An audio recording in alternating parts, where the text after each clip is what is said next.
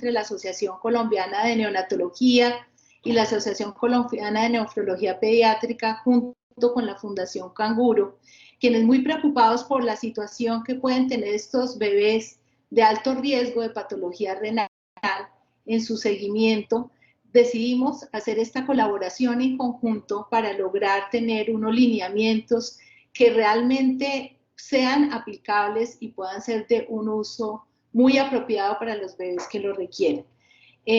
Vamos a continuación a darle la palabra a la doctora Paula de Nefrología para que haga la presentación de los diferentes participantes al consenso.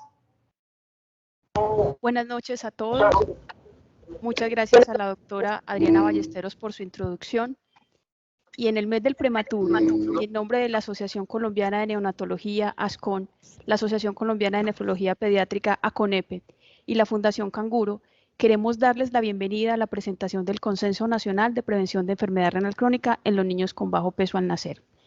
El consenso fue elaborado por 6 miembros de las asociaciones anteriormente mencionadas y busca la detección de los niños en riesgo de enfermedad renal crónica y el desarrollo de estrategias que prevengan esta enfermedad desde el periodo neonatal inmediato y en su seguimiento posterior los primeros 2 años de vida. Daremos entonces inicio a la presentación. Voy a compartir mi pantalla.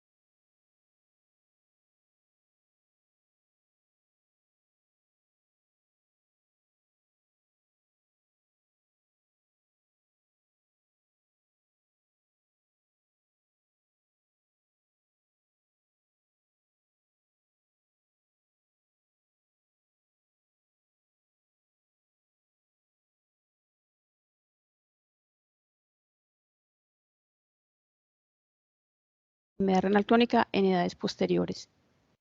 Pues bien, el primer objetivo del consenso es detectar estos signos de oligonefronía, la hipertensión, el aumento de la tasa de filtración, la proteinúria y la disminución en el tamaño renal. Teniendo en cuenta que estos niños tienen un menor número de nefronas al nacer, a lo largo de la vida también el número de nefronas va disminuyendo. Y hay momentos precisos en la vida donde hay factores de riesgo que disminuyen aún más ese número de nefronas. Es así como en el periodo gestacional, la exposición a desnutrición y a deficiencia específica de nutrientes como el hierro y vitamina A altera la nefrogénesis, al igual que la exposición a alcohol, cigarrillo y nefrotóxicos. En la edad pediátrica, la exposición a nutrición, lesión renal aguda, nefrotóxicos, hipertensión, obesidad o dieta alta en sodio también va a contribuir a disminuir el número de nefronas. Y en la adultez son la diabetes y la hipertensión los principales factores que disminuyen el número de nefronas. Es por eso que el segundo objetivo del consenso nuestro es evitar la exposición a estos factores de riesgo que disminuyen el número de nefronas para que pueda favorecerse una adecuada nefrogénesis y un adecuado desarrollo renal. Antes de empezar a comentarles cómo hicimos el consenso, quiero hacer esta aclaración. Actualmente no existen recomendaciones basadas en la evidencia para preservar la salud renal de los niños con bajo peso al nacer. Y las siguientes recomendaciones son sugerencias que se hacen basadas en la literatura disponible y la experiencia de los participantes del consenso, teniendo en cuenta el contexto colombiano. Para hacer el consenso utilizamos el método Delphi, que es una técnica de investigación cualitativa que tiene como objetivo lograr un consenso entre las opiniones de un grupo de expertos a partir de la evaluación de la evidencia disponible y el diligenciamiento de cuestionarios secuenciales. Tiene dos componentes, un componente cuantitativo, donde se hace el análisis estadístico de la información recogida en los cuestionarios, y un componente cualitativo donde se hace una retroalimentación entre los miembros del consenso para construir un acuerdo en común. Nosotros realmente utilizamos el método Delphi modificado en tiempo real, que es una variante del método original, la cual tiene retroalimentación conjunta a través de comunicación sincrónica con el apoyo de la Internet. Lo primero que hicimos fue entonces la selección de los expertos. Para ello, los expertos deberían tener una experiencia mínima de 5 años, siendo nefrólogos, pediatras o neonatólogos. Estas personas deberían tener experiencia en atención a neonatos con bajo peso al nacer o su seguimiento los primeros 2 años de vida. También elegimos un asesor metodológico que debería tener una experiencia mínima de 5 años en epidemiología e investigación cualitativa. Los neonatólogos de nuestro grupo son el doctor José María Solano, la doctora Alba Julieta Castro y la doctora Ángela María Lombo. Todos ellos con amplia experiencia en el desarrollo de políticas públicas en los niños con alto riesgo, como lo son los niños con bajo peso al nacer y prematuros. Los nefrólogos somos el doctor Juan Guillermo Cárdenas, que trabaja en una unidad de cuidados intensivos neonatal y es el único que también hace seguimiento con los niños que están en el programa Canguro de la institución donde él trabaja. Está también el doctor Richard Vaquero, que tiene amplia experiencia en UCI neonatal, y yo que también trabajo en UCI neonatal y soy actualmente estudiante de segundo año de maestría en epidemiología. Nuestro asesor epidemiológico y metodológico es el doctor Diego Restrepo. Él tiene su doctorado en salud pública y actualmente es el decano de la Facultad de Psicología de la Universidad CES. Lo primero que hicimos los expertos fue la definición conjunta de las estrategias en las cuales íbamos a trabajar y escogimos estas 5 estrategias. La primera es reconocer a los niños prematuros y con bajo peso al nacer como población de riesgo de enfermedad renal crónica. La segunda es favorecer un adecuado crecimiento en los niños con bajo peso al nacer mediante una nutrición óptima. La tercera estrategia es identificar la lesión renal aguda de los niños con bajo peso al nacer, realizando un diagnóstico oportuno y estableciendo estrategias de protección renal. La cuarta estrategia es evaluar la función renal en el periodo neonatal inmediato mediante la evaluación de la presión arterial, la creatinina, la tasa de filtración glomerular, proteinuria y el tamaño renal. Finalmente, la quinta estrategia es evaluar la función renal de los primeros 2 años de vida mediante los mismos parámetros con los que se hizo en la estrategia 4, además vigilando el estado nutricional de estos pequeños. Para cada estrategia se elaboró un cuestionario y cada cuestionario constaba de una pregunta principal abierta y 2 o 3 preguntas complementarias. Para cada cuestionario el equipo metodológico realizó lo siguiente: una búsqueda sistemática de la información en las bases de datos de Medline, Embase y Cochrane de 2000 a 2020. Luego se hizo una evaluación de la calidad y selección de los estudios, haciendo la evaluación de los objetivos, los criterios de elegibilidad, la metodología y la probabilidad de sesgos, los resultados y la posibilidad de generalización de los mismos. Para resolver las preguntas, los expertos hicimos una lectura crítica de los artículos que ya habían seleccionados, haciendo para cada estudio la evaluación de la pregunta de investigación a través de la estrategia PICO. Las recomendaciones específicas para cada estrategia se hicieron según lo revisado en la literatura y la experiencia propia. Cada recomendación debía tener una aprobación mínima del 70% de los miembros del consenso y en nuestro caso la aprobación fue del 83.5 al 100% para cada una de las recomendaciones. ¿Cómo hacíamos entonces la resolución de los cuestionarios? Se entregaba, por ejemplo, el cuestionario número 1 para resolver de forma individual y anónima por los expertos y este proceso inicial duraba 2 semanas. Luego se hacía un análisis cuantitativo por el equipo metodológico de todas las respuestas obtenidas en los cuestionarios y lo que básicamente se hacía era una distribución de frecuencia de las respuestas obtenidas. Este proceso duraba 2 semanas. Finalmente, esta información era entregada a los expertos para hacer un análisis cualitativo de forma conjunta en una reunión sincrónica. Eso se hacía durante una semana después de haber entregado el análisis cuantitativo. En esa última reunión donde se hacía el análisis cualitativo, se hacía el consenso de ese cuestionario número 1. De igual forma, se procedió con el cuestionario número 2, el número 3, 4 y 5, y tuvimos que elaborar un sexto cuestionario para hacer la profundización de los componentes de la evaluación de la presión arterial y de la proteinuria. Se recogieron entonces las 5 estrategias y el sexto adicional para formar un consenso global, y este proceso duró aproximadamente un año, desde mayo de 2020 hasta junio de 2021. Vamos a empezar entonces a hablar de cada una de las estrategias. Cada uno de los miembros del consenso va a hablar de ellas. La estrategia número 1 está a cargo del doctor José María Solano. Él es neonatólogo y que pertenece a la Asociación Colombiana de Neonatología. Bienvenido, doctor. Gracias, doctora Paola. La estrategia número 1 se llama reconocer los niños con bajo peso al nacer como población en riesgo de enfermedad renal crónica.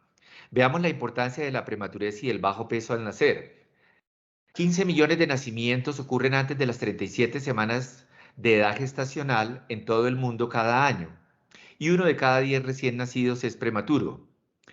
En Colombia, en los últimos 5 años, el bajo peso al nacer ha permanecido alrededor del 9%, y en los primeros 6 meses del año 2020 se ha reportado un incremento del 9.4% en ascenso. Recordemos que el parto prematuro representa aproximadamente el 80% de la población con bajo peso al nacer. Y estudios han demostrado que recién nacidos pretérminos menores de 34 semanas tienen un riesgo 2.6 veces mayor de desarrollar enfermedad renal crónica. Se define como neonato con bajo peso al nacer todo recién nacido con peso inferior a 2.500 gramos. Perdón, doctor. Es importante ver entonces cómo esta población de recién nacidos con bajo peso al nacer y prematuros tienen un mayor riesgo de morbilidades fetales y neonatales, deficiencias en el desarrollo cognitivo y el aumento del riesgo de enfermedades crónicas. Aumenta 20 veces las posibilidades de muerte en los primeros años. Siguiente, Paulita. La carga de morbilidad y mortalidad anual debido a prematurez en las Américas, según estadísticas o estimaciones de CLAP en el año 2013, nos muestran como 14 millones de nacidos vivos al año en Latinoamérica, 70.000 de ellos mueren en el primer mes de vida y 21.000 por prematurez.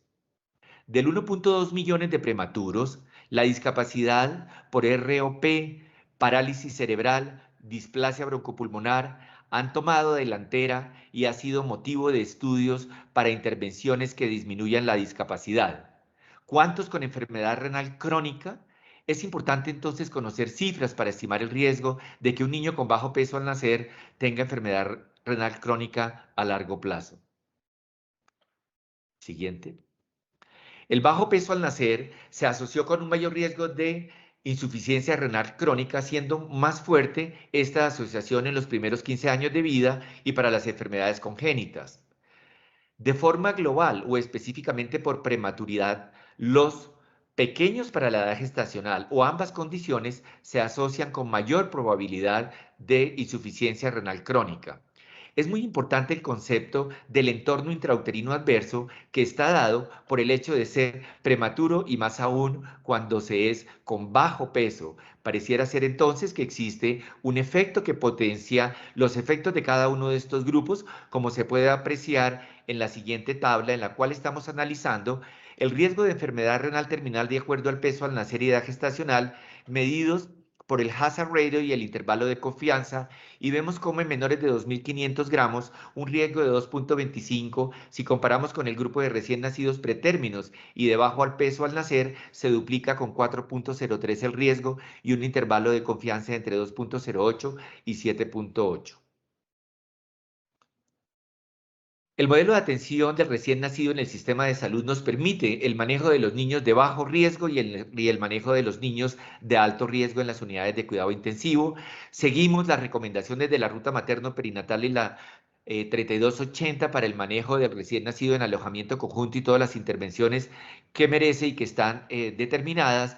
Y en el alto riesgo entre las unidades de cuidado intensivo, nuestra labor de reconocer la clasificación del riesgo para las intervenciones que disminuyan todas aquellas discapacidades dadas como la retinopatía, la desnutrición extrauterina, la prevención de displasia broncopulmonar y lo que nos compete ahora y que decía la doctora Paola, la prevención de la discapacidad neurológica, facilitando la nefrogénesis y disminuyendo todos los riesgos de oligonefronia, para que posteriormente todos estos niños pasen a los programas de seguimiento de método madre canguro una vez han sido dados al alta.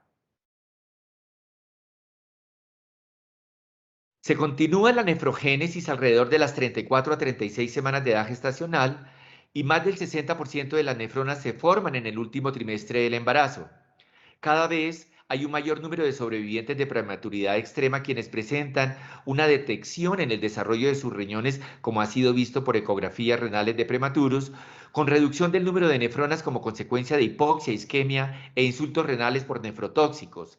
Quizás sea probablemente este el grupo etario en el que más énfasis debemos hacer en la detección temprana del riesgo de enfermedad renal crónica. Tanto el retardo del crecimiento intrauterino como el parto prematuro tienen el potencial de tener un impacto negativo en el desarrollo renal, dado por la disminución del número de nefronas u oligonefronia, siendo este el evento central en la generación de la enfermedad renal crónica. Este impacto lo vamos a ver como un efecto adverso, ya habíamos mencionado, sobre la dotación de nefronas y la hipertrofia glomerular que se asocia con una vulnerabilidad a la enfermedad renal crónica. En el recién nacido, con retardo del crecimiento intrauterino, esto ocurre en el útero, y en los recién nacidos prematuros se presenta en el periodo neonatal temprano.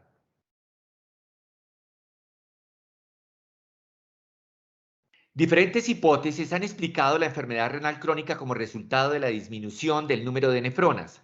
De entre ellos tenemos la nefrogénesis incompleta, en donde la inmadurez extrema al nacer se asocia con una nefrogénesis deteriorada y con oligofrenia en la infancia y en la edad adulta.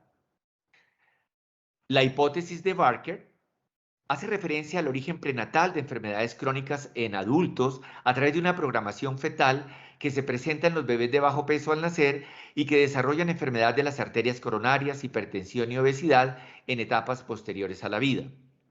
La hipótesis de Brenner, donde la oligonefronia conduce a hiperfiltración e hipertrofia de las unidades remanentes, y cuando estos mecanismos adaptativos compensatorios se exceden a corto plazo, la lesión glomerular aparece con hipertensión sistémica, proteinuria y finalmente glomerulosclerosis y enfermedad renal crónica. Dos hipótesis restantes. Tenemos la hipótesis de los dos golpes de la enfermedad renal crónica. Esta hipótesis pretende predecir que los bebés nacidos con menos glomérulos funcionales desarrollarán una enfermedad renal más adelante en la vida cuando un segundo golpe, como son los agentes nefrotóxicos, lesiones renales agudas o desnutrición extrauterina, modifiquen la capacidad de los glomérulos restantes para asegurar una función renal adecuada. Recordemos de todos modos que no todas las personas con un número reducido de nefronas desarrollan enfermedad renal crónica.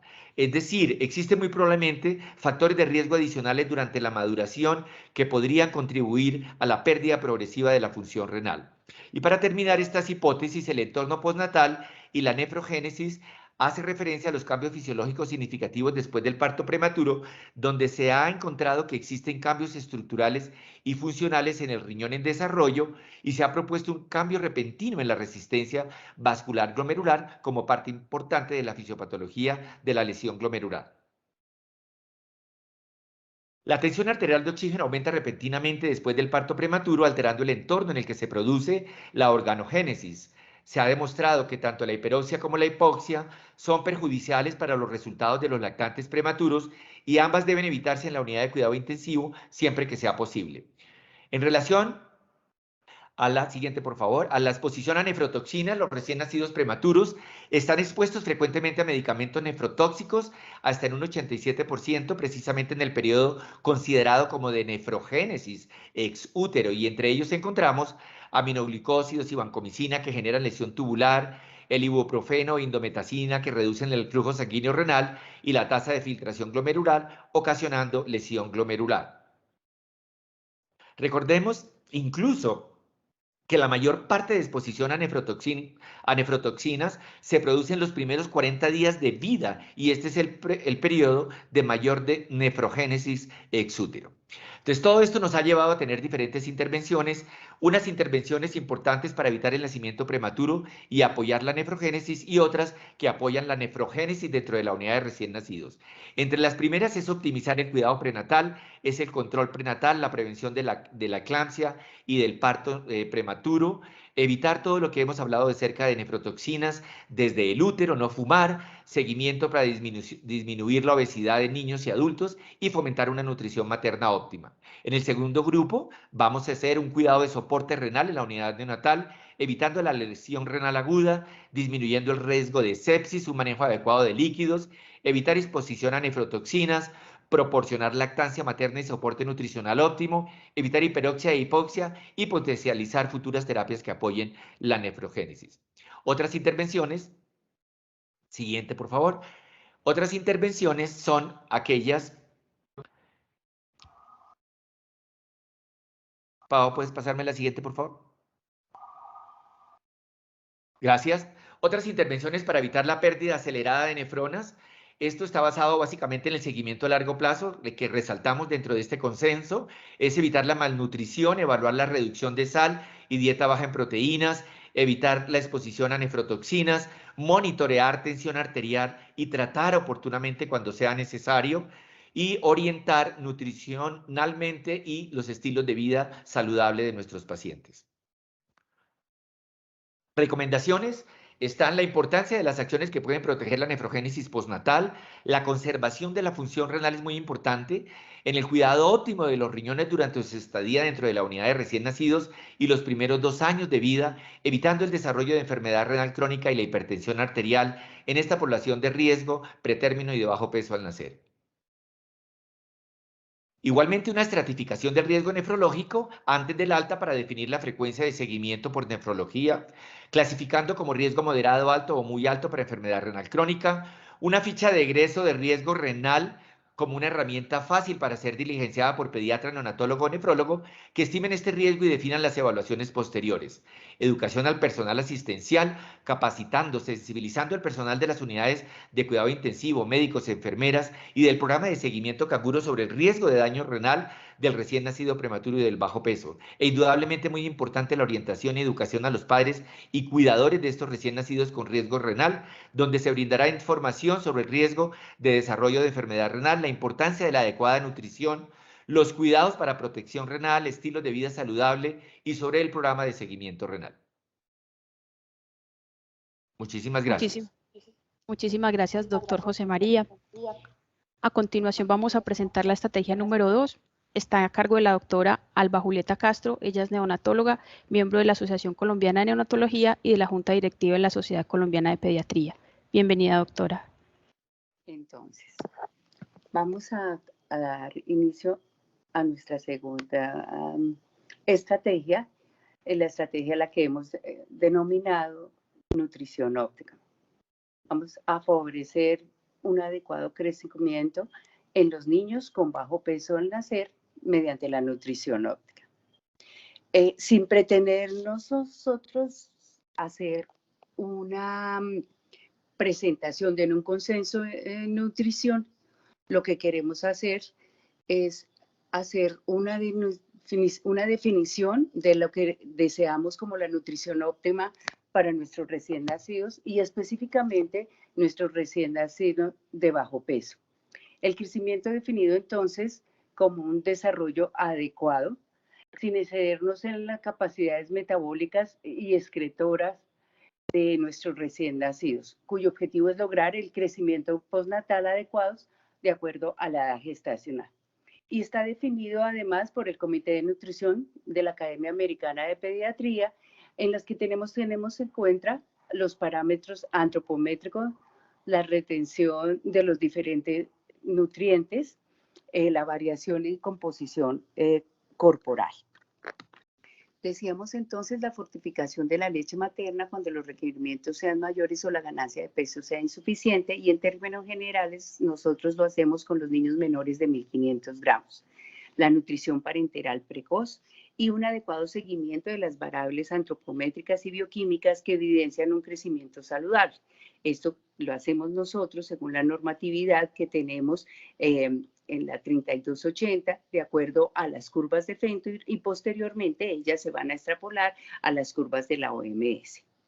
Cuando hablamos de lactancia paterna, de la lactancia materna, no solamente hablamos de nutrición y no solamente hablamos de las bondades y los beneficios que presentan tanto para madre y para el recién nacido la leche materna. Todos sabemos que favorece la respuesta inmune, facilita la absorción y la digestión de los nutrientes, mejora los resultados finales en el desarrollo neurocognitivo, como sabemos muchos estudios nos los han mostrado, y en prematuros muchísimo más, fortalece el vínculo de madre e hijo. La exposición del microbioma de la leche materna puede conferir un efecto duradero sobre la salud intestinal del prematuro, la reducción, y hace pues que tenga una mejor digestibilidad, la reducción significativa de la enterocolitis necrotizante, cuyos estudios nos han mostrado que hay una reducción con leche materna y es además cantidad dependiente, y esta leche materna puede ser tanto de su propia madre, como de la madre de donante. La reducción de otras morbilidades claves que tenemos en cuenta nosotros en nuestros pacientes hospitalizados en la unidad. Los mejores resultados en el de neurodesarrollo, y a través de esto que es tan importante para nosotros el neurodesarrollo, mejores resultados en el crecimiento del pulmón, en el crecimiento obviamente de nuestro riñón. Y comenzamos por la estrategia más importante, y es el calostro orofaríngeo, como una de las estrategias más importantes a la cabecera de la madre de nuestros niños más pequeños para alcanzar el trofismo adecuado de este intestino inmaduro. Y esta transición que se va a hacer a través de la leche materna, con el paso pues con la sonda a través del gabaje y posteriormente llegar a la alimentación directa con la madre en el alta, directamente a la succión al seno en el alta. Todo un proceso que es para nosotros un reto más en la prematuridad y que estamos acompañando todo el tiempo en la unidad neonatal. Y tener en cuenta además que la lactancia materna, siempre lo hemos dicho, está parte de sus beneficios, nos habla de todas las bondades que tiene respecto al curso de vida y en la disminución de enfermedades del adulto, como lo son la obesidad, lo son también la diabetes, los insulinos dependientes, y encontramos además este estudio que nos gustó en forma muy importante, y es el hecho de que disminuye la hipertensión arterial y que parte de sus componentes a nivel endotelial, de factores de crecimiento endotelial, son los que han sido comprometidos como protectores. De esta forma, hablan que la leche materna en forma temprana, no importa la cantidad o ese calostro orofaríngeo, limitada a los primeros días de vida, se asocia a una disminución de la presión arterial a los 3 años de edad. Entonces, podemos ver cómo haciendo comparación en las estrategias razonables para optimizar las prácticas de alimentación entre los lactantes de bajo peso al nacer y los de muy bajo peso al nacer, los menores de 1.500 gramos, hablamos de la preferencia por la leche humana, ya hablamos cuándo debería iniciarse, y se dice que entre las 6 a las 48 horas de vida, haciendo persistencia del calostro orofaríngeo y el estímulo de trofismo que él nos da. Que esta alimentación de esta forma trófica se dé entre 1 a 4 días, cómo deben ser los incrementos de los volúmenes de 15 a 25 en los pequeños y en los extremadamente bajos, y de 20 a 30 en los de muy bajo peso al nacer. Yo sé que cada una de nuestras unidades tenemos estrategias específicas de cómo hacer los incrementos, y si lo hacemos en bolo o lo hacemos en forma continua, pero cada una teniendo en cuenta que optimizamos lactancia materna para proveer una adecuada cantidad de proteínas, y también definimos en qué momento vamos a iniciar los fortificadores de leche materna también para adquirir un adecuado neurodesarrollo. Y otra estrategia muy importante dentro de nuestro consenso es la estrategia para lograr apoyar una adecuada nutrición basada en la lactancia materna a través del programa Madre Canguro. El método canguro, ante todo, es un concepto y es una forma de transformar, y todos lo sabemos, de humanizar el manejo de nuestros recién nacidos. Además, interviene en la parte fisiológica, en la parte humana y emocional, y es en una forma apropiada la mejor forma de acercarnos a nuestros recién nacidos y sus familias, con los componentes importantes de ella como son la posición canguro, la nutrición canguro y las políticas de salida temprana en canguro.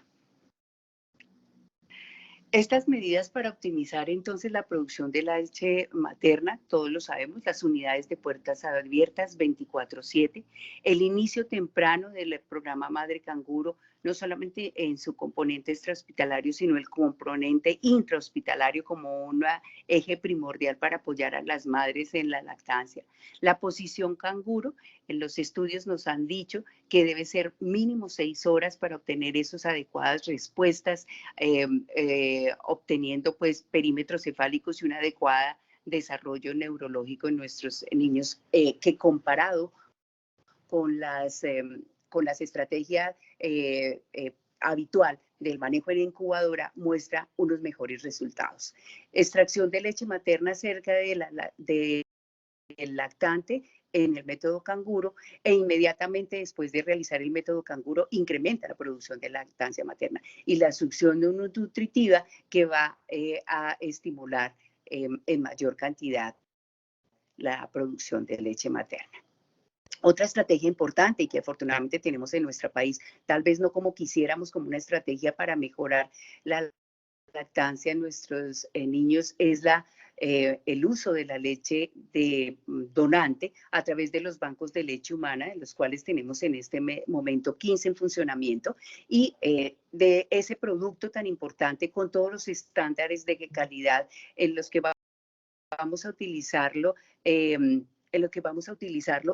desde la recolección en la casa de esa madre que nos va a dar ese líquido preciado, hasta todo el proceso de evaluación, pasteurización y que llegue en las condiciones óptimas, tanto en las condiciones de estándares de calidad como un alimento, como las de un tejido vivo, que es como se maneja en nuestro país, y que llegue en todas las condiciones adecuadas a nuestro recién nacido.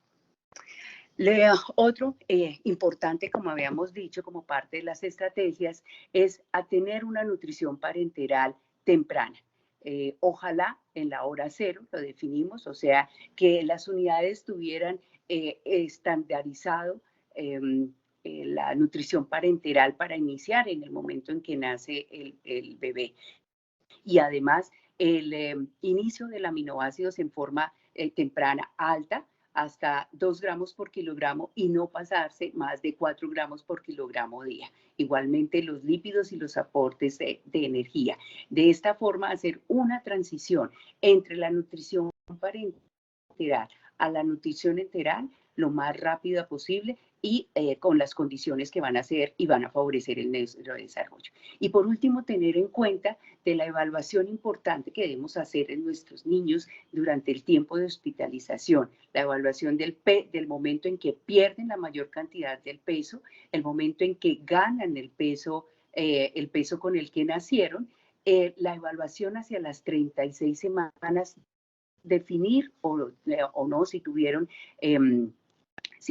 algún retraso en el crecimiento extrauterino, y cuáles son las pérdidas y en qué momento posiblemente estos chicos van a tener un reatrapaje adecuado. Y obviamente, posteriormente al seguimiento en el programa Canguro, cómo estamos hacia las 40 semanas. Esto es básicamente lo que queríamos recordar y hacer énfasis en la nutrición de nuestro recién nacido óptima, y recordar que somos las primeras manos para ayudar a los nacidos antes de tiempo y sus familias. Muchísimas gracias, doctora Julieta, por tan hermosa conferencia. A continuación vamos a presentarles la estrategia número 3, que está a cargo del doctor Richard Vaquero. Él es nefrólogo pediatra y pertenece a la Asociación Colombiana de Nefrología Pediátrica. Bienvenido, doctor Richard. Muchas gracias, Paola. Buenas noches a todos. Agradezco la presencia de todos el día de hoy. Y le quiero recordar que pueden hacer sus preguntas a través del chat para que las podamos resolver al final de la presentación. Paola, ¿me confirmas que la presentación se vea bien, por favor? Está súper bien, Richard. Perfecto. A mí me ha correspondido hablar de la estrategia número 3. Esa estrategia es muy importante porque sin duda alguna, una de nuestras misiones como pediatras, como neonatólogos, pero también como nefrólogos, es el de realizar un diagnóstico oportuno de la lesión renal aguda en niños con bajo peso al nacer y plantear unas estrategias de prevención y protección renal. Y son las que vamos a plantear a continuación. Estos son los temas a desarrollar. Lo primero que queremos en este consenso es que las personas que lo puedan leer y que lo tengan puedan hacer un diagnóstico oportuno de lesión renal aguda, porque sin duda alguna, si hay un grupo de pacientes críticamente enfermos que tenga alto riesgo de desarrollar lesión renal aguda, son los neonatos. Tenemos que evitar en la medida de lo posible la aparición y las complicaciones y el riesgo de mortalidad relacionado con la lesión renal aguda. Y un paciente con una lesión renal aguda en el periodo neonatal, más aún si tiene alguno de los factores de riesgo que ya previamente hemos hablado, debe tener un plan de seguimiento y es importante dejar unas alertas para el seguimiento y prevención de la enfermedad renal crónica en este grupo de riesgo. Entonces, como lo mencionamos anteriormente, los neonatos son una población de alto riesgo para desarrollar lesión renal aguda. Ya el doctor José María Solano nos habló ampliamente de todo el tema de la nefrogénesis y las implicaciones que tiene esto, especialmente en los pacientes de bajo peso al nacer y los prematuros, pero los neonatos per se, aquellos incluso que tienen algunas comorbilidades importantes, como por ejemplo los que tengan asfixia perinatal, soporte ventilatorio mecánico, choque de cualquier tipo, sepsis o cardiopatía congénita, o exposición a nefrotóxicos que ocurre hasta en el 80% de los pacientes, y más aún en los pacientes prematuros, pues van a tener un alto riesgo de enfermedad de lesión renal aguda. La lesión renal aguda en este grupo de pacientes puede ser incluso hasta tan alta como en un 70%, y esto obviamente aumenta en ellos el riesgo de mortalidad y también prolonga el tiempo de estancia hospitalaria. Desafortunadamente, y muy a pesar de que claramente tenemos una manera de cómo poderla identificar, esta solo se identifica entre el 10 al 30% de los casos en la práctica diaria y sin duda alguna es una de las alarmas más importantes que queremos dar en este consenso. Y por eso hemos planteado la estrategia de 5 pasos para reconocer la lesión renal aguda en el grupo de población de bajo peso al nacer. El paso número 1 es reconocer y realizar las mediciones de la creatinina en unos tiempos recomendados. La primera medición la recomendamos realizar entre el segundo y el tercer día de vida y evaluar una segunda entre el quinto y el séptimo día de vida para evaluar obviamente cómo se está comportando la creatinina, ya sea que sube o baja, de acuerdo obviamente a las variaciones que eventualmente este paciente pueda tener. Debemos recordar que una elevación de la creatinina implica necesariamente una pérdida de la función renal entre un 25 o un 50%, pero a pesar de que se considera un marcador tardío, él no viene solo y tenemos la diuresis horaria como una estrategia que podemos realizar durante todo el tiempo en este periodo de tiempo que estamos haciendo las mediciones de la creatinina y que hacen parte sin duda alguna de la medición que debemos hacer en el paso 1 del diagnóstico de la lesión renal aguda en este grupo de pacientes. El paso número 2 es clasificarla y todos conocemos la clasificación CADIGO neonatal publicada en 2013, donde claramente nos clasifican los estadios desde el 0 hasta el estadio 3, basado en el valor de la creatinina sérica o en el valor de la diuresis, tal cual como ustedes lo observan ahí, y donde sin duda alguna tomamos el peor valor que el paciente tenga, ya sea en creatinina o en diuresis, para poder clasificar en alguno de los estadios que ustedes observan en esta diapositiva el mismo. No podemos olvidar que tenemos que rescatar también el valor de diuresis que nos da Rifle como una de las estrategias que probablemente nos permite detectar sobre todo pacientes que pueden estar en alto riesgo de desarrollar una lesión renal aguda.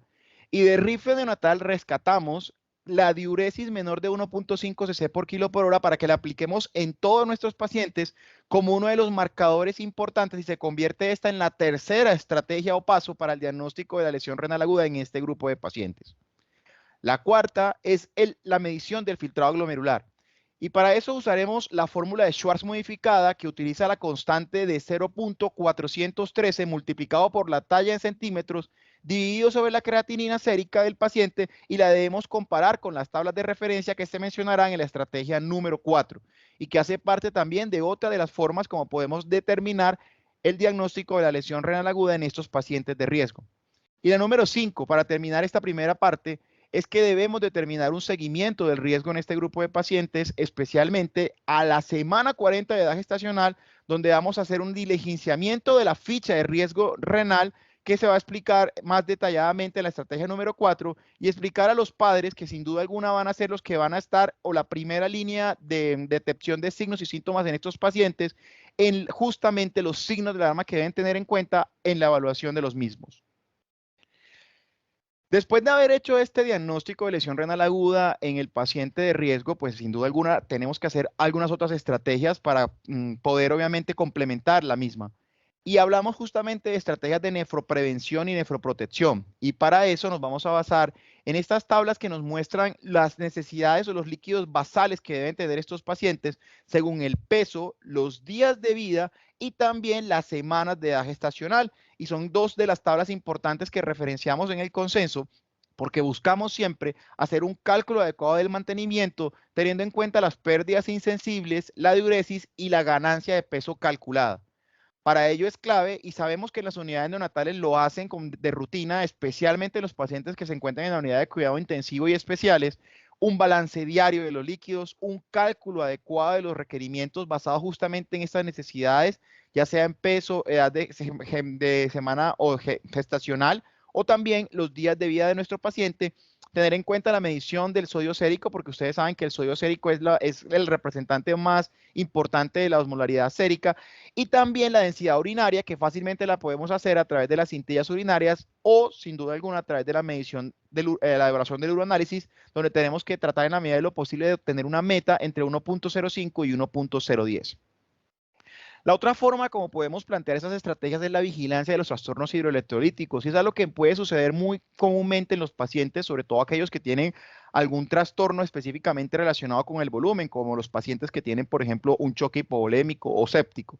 Estos pacientes, la recomendación del consenso es realizar un ionograma con calcio durante las primeras 12 horas de vida a todos los pacientes que se encuentren en la unidad de cuidado intensivo, realizar un nuevo control, especialmente con creatinina basal, porque entraría aquí la recomendación de la medición de la creatinina basal entre el segundo al tercer día de vida a todos estos pacientes que estén en la unidad de cuidado intensivo, y realizar un ionograma completo a la semana de vida y en los controles metabólicos posteriores a todos aquellos pacientes que tengan nutrición parenteral, donde sabemos que de rutina en las unidades neonatales estamos realizando controles semanales para evaluar obviamente el metabolismo en general de estos pacientes.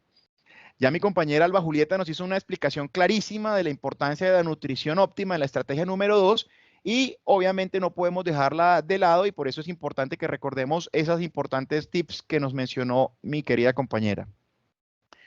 Otra parte de esta estrategia es la prevención de la nefrotoxicidad. Ya mencionamos que el 80% de los pacientes prematuros van a estar expuestos a nefrotóxicos. Y a pesar de que a veces estamos muy familiarizados con ellos y tenemos claros aparentemente cuáles son, un plus que tiene este consenso también es que vamos a tener el listado de los medicamentos nefrotóxicos con los que más comúnmente ustedes se pueden enfrentar en su práctica diaria, porque buscamos justamente sensibilizar el uso indicado del mismo, considerar el tiempo y la dosis, exposición de este paciente a este medicamento nefrotóxico, tratar en la medida de lo posible de que si tengo uno de estos medicamentos del listado nefrotóxico pueda medir los niveles, y el ejemplo más claro que tenemos son los niveles para vancomicina, por ejemplo, y garantizar en todo momento en estos pacientes una hidratación adecuada, porque sin duda alguna hace parte de las estrategias de prevención de la lesión renal aguda. Por ejemplo, algo que sucede con mayor regularidad en nuestros pacientes, sobre todo en aquellos pacientes que tienen manejo de sepsis neonatal, es el uso prolongado de algunos medicamentos, como por ejemplo los aminoglicósidos. Y aquí es importante que identifiquemos cuáles son esos pacientes que tienen alto riesgo de nefrotoxicidad, por lo que este listado nos va a permitir, en el ejemplo, por ejemplo, del aminoglicósido, tener 4 o más días lo convierte automáticamente en un paciente de alto riesgo. Tener 3 o más medicamentos nefrotóxicos de esta lista que mencionamos también convierte a este paciente en un paciente de alto riesgo, y estos pacientes, sin duda alguna, en algunos casos pueden requerir algunos procesos de nefroprotección específica y ajustar las dosis del medicamento nefrotóxico en caso de tener un compromiso renal agudo. Y es importante que lo recordemos porque hace parte quizás de las exposiciones que con mayor frecuencia tienen nuestros pacientes en la unidad de cuidado intensivo neonatal. Otras de las medidas de nefroprotección y prevención que recomendamos en este consenso es el tratamiento adecuado de la sepsis neonatal. ¿En qué sentido? Si tenemos un paciente que tenemos un cultivo a las 48 horas, ya sea negativo o que tiene un aislamiento con una sensibilidad específica, probablemente desmontar el medicamento con más riesgo de nefrotoxicidad. En este caso, si hablamos, por ejemplo, de sepsis temprana, el aminoglicosio. En todo momento mantener una adecuada perfusión tisular, garantizando en la medida de lo posible un aporte hídrico adecuado, evitar fenómenos de hiperopsia y de hipopsia perinatal, porque estos fenómenos también pueden generar algún compromiso mayor de la lesión renal aguda por la generación de radicales libres o también por la misma hipopsia que puede generar mayor compromiso renal por lo que ya mencionamos previamente, y hacer un tratamiento integral específico de la causa de la lesión renal aguda, donde claramente tenemos que tener en cuenta que en el periodo neonatal, una de las razones por las que nuestros pacientes hacen mayor riesgo de lesión renal aguda se convierte en el choque, pero también no podemos olvidar y dejar de mano las malformaciones congénitas. Dentro de estas, sobre todo, las patologías obstructivas y recordar sobre todo las valvas de uretra posterior, por lo que probablemente también tengamos que buscar esas causas dentro de las manejo integral de la lesión renal aguda en estos grupos de pacientes. Y tener indicado de manera clara el uso de diuréticos. Y lo usamos básicamente en aquellos pacientes que tienen una sobrecarga de volumen, en las que claramente está indicado el diurético para justamente poder compensar o favorecer ese manejo del volumen excesivo que tiene este paciente, que lo expone a riesgos importantes de sangrado intraventricular, edema pulmonar, entre otros. Y evitarlos en la medida de lo posible en aquellos pacientes que tienen compromiso por hipovolemia, porque sin duda alguna, pues vamos a exacerbar un poco más la sintomatología de nuestro paciente. Con este algoritmo de esta estrategia número 3, termino mi intervención, donde podemos obviamente hacer un resumen de las principales tips que debemos hacer en esta estrategia, lo que es reconocer el niño con enfermedad, con bajo peso al nacer como una población de riesgo, tener una definición clara de la lesión renal aguda con la clasificación CADIGO, la ficha de riesgo y el tema de la diuresis rifle menor a 1.5 cc por kilo por hora, plantear las estrategias de nefroprevención y de nefroprotección y las otras medidas de nefroprotección que ya mencionamos previamente. Los dejo nuevamente con Paola y los invito a que realicen sus preguntas a través del chat para que las podamos resolver al final de la presentación. Muchas gracias, Paola. Muchísimas gracias, Richard, por tu presentación muy clara. A continuación seguiremos con la estrategia número 4, que será presentada por el doctor Juan Guillermo Cárdenas. Él es nefrólogo pediatra y miembro de la Asociación Colombiana de Nefrología Pediátrica. Bienvenido, Juan Guillermo. Muy buenas noches a todos. Muchas gracias por esa presentación, Paulita. Entonces, yo estoy con la estrategia número 4. Esta estrategia número 4 es denominada la valoración. ¿Sí pasa o no pasa? Ah, ya sí. La valoración inmediata de la función renal en periodo neonatal inmediato, y esta estrategia tiene unos objetivos importantes. Primero, vamos a impactar la atención en todas las unidades de recién nacidos, optimizando esa valoración de la función renal. Por un lado, vamos a identificar todos estos cambios ocasionados por lo que estábamos hablando de la alteración en la glomerulogénesis, la posible oligonefronía, lo que nos va a generar ese riesgo para enfermedad renal crónica. Y en esto vamos a determinar primero que ya estamos sensibilizados que lo que puede pasar, pero sabemos que en los adultos que nacieron con bajo peso, ya sea por prematurez o porque fueron retardo de crecimiento intrauterino o pequeños para la edad gestacional, tienen mayor riesgo para enfermedades crónicas no transmisibles, entre las cuales contamos con la enfermedad renal crónica. ¿Cómo vamos a desarrollar este tema? Pues vamos a estimar la probabilidad de oligonefronía en el periodo neonatal inmediato, y lo vamos a hacer por medio de la evaluación de la presión arterial, la función renal, la proteinuria y el tamaño renal. Para eso vamos a definir posteriormente cuál es el riesgo para esta enfermedad renal crónica y a su vez determinar cuál es el seguimiento de estos pacientes. Entonces, cuando estamos hablando de la presión arterial, tenemos que saber que todos estos cambios que nosotros veníamos diciendo sobre la oligonefronía, los cambios de la glomerulogénesis, van a generar en realidad un endotelio que se genera como si fuera una disfunción endotelial. Sabemos que alteraciones en ese endotelio, a su vez con las variaciones hormonales, con la hiperfiltración y la alteración en la actividad de sodio-potasio ATPasa, pues se asocian mayormente a hipertensión arterial, y por ende esto nos va a incrementar el riesgo cardiovascular y el riesgo para enfermedad renal crónica. Entonces, ¿qué es lo que buscamos nosotros con este objetivo de evaluar la presión arterial? Primero, vamos a sensibilizar a todo el personal de la unidad de recién nacidos sobre la importancia de determinar si un paciente tiene hipertensión arterial. ¿Cómo lo vamos a hacer? Facilitando con los recursos que nosotros tenemos y optimizando esa toma de tensión arterial. Primero, definiendo las recomendaciones adecuadas para la toma de tensión arterial. Para eso hay una parte del consenso en el cual nos determina cuál es el paso a paso para determinar si una tensión arterial es adecuada. Segundo, vamos a unificar los percentiles para la tensión arterial según la edad gestacional y la edad gestacional corregida, para lo cual tenemos esta tabla en la cual tenemos los percentiles 50, 95, 99 para presión arterial sistólica y diastólica y por las edades posconcepcionales desde la semana 26 hasta la semana 44. A su vez, vamos a definir qué valores van a corresponder a hipertensión arterial, para lo cual sabemos, qué pena, que hipertensión arterial lo vamos a definir por encima del percentil 95, ya sea de la presión sistólica o diastólica, cuando tenemos más del 30% de las cifras de tensión registradas. Y pues es algo fácil que tienen las unidades de recién nacidos, pues se hace un registro común de esas cifras tensionales. Después vamos a descartar otras causas asociadas para la hipertensión arterial. No todo va a ser oligonefronía, no todo va a ser alteración de la glomerulogénesis, y por eso viene un parágrafo también ahí en el consenso, en el cual por medio de la evaluación de varios sistemas viene cada una de las causas que se debe descartar para definir si esta hipertensión corresponde o no a una posible alteración de la glomerulogénesis.